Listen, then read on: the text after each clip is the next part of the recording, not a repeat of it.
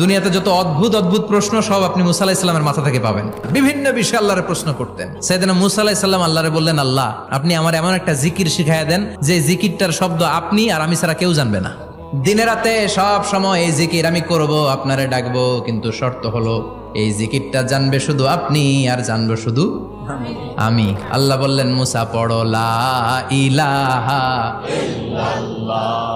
মুসা আলাইহিস সালাম কয়, মাবুদ এটা তো জাতীয় জিকির, সবাই জানে। আমি তো চাইছি এক্সেলেন্ট একটা জিকির, কারো কাছে নাই, শুধু আমি জানবো আর আমি পড়বো। আল্লাহ বললেন, মুসা এই লা ইলাহাকে যদি এক পাল্লায় রেখে দাও, তাম বিশ্ব, 7 আকাশ 7 জমিনটারে তুলে যদি তুমি আরেক পাল্লায় রেখে দাও, লা রাজাহাত কাফাতু লা ইলাহা ইল্লাল্লাহ, মুহূর্তের মধ্যে লা ইলাহার পাল্লা ভারী হয়ে যাবে। ও মুসা, তুমি যতই এক্সক্লুসিভ জিকির চাও, লা ইলাহার চেয়ে দামি জিকির আমার কাছে নাই।